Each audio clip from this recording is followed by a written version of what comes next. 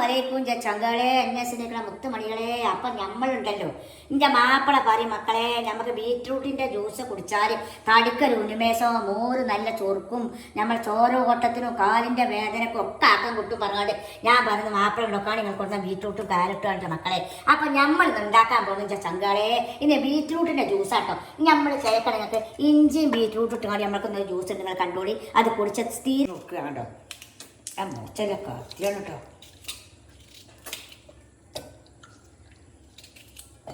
മനസ്സാ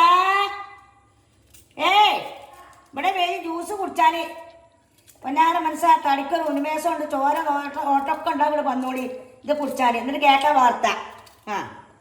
വാർത്ത പിന്നെയും കേൾക്കാം ജ്യൂസ് കുടിച്ചിട്ട്. ഒരു മുറി നാരങ്ങയും വേണം. അപ്പം നല്ലോണം പിഴിഞ്ഞിട്ട് അതിൻ്റെ എന്തുകൊണ്ട് കിട്ടണം കേട്ടോ. നാരങ്ങ പിഴിഞ്ഞിട്ട് കേട്ടോ. നിൻ്റെ മക്കളെ ഇതൊക്കെ ചിന്തിക്കണില്ലേ, ചിന്തിക്കോട്ടെ. ഇതിട്ട് നമ്മൾ ഒരു സ്പൂണ് തേങ്ങ, നല്ല ഒറിജിനൽ തേങ്ങ ഒരു സ്പൂൺ എടുക്കല്ലേടാ. ഇത്ര പോലെ മതി.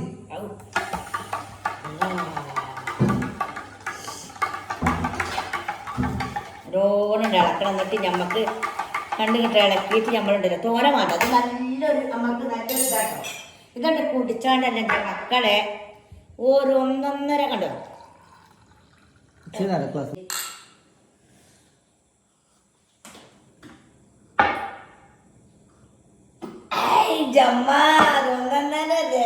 മക്കളെ ഇതോട്ട് കുടിച്ച് നോക്കട്ടെ.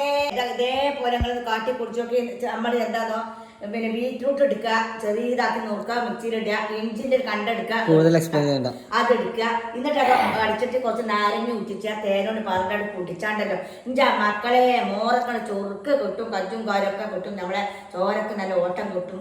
അതെല്ലാത്തും നമുക്ക് ഉന്മേഷം. മക്കളെ നിങ്ങളൊന്ന് കുടിച്ചു, ഞങ്ങൾ എന്നും കുടിച്ചിട്ടുണ്ട് മക്കളെ. ഇഷ്ടപ്പെട്ടാൽ ലൈക്ക് ചെയ്യുക, കമന്റ് ചെയ്യുക, ഷെയർ ചെയ്യുക, ലൈക്ക് ചെയ്യുക ഒക്കെ ചെയ്തോളി മക്കളെ. എത്താത്താലെ കുട്ടികളും കാട്ടിയോട്ടി പൊന്നാറിന്റെ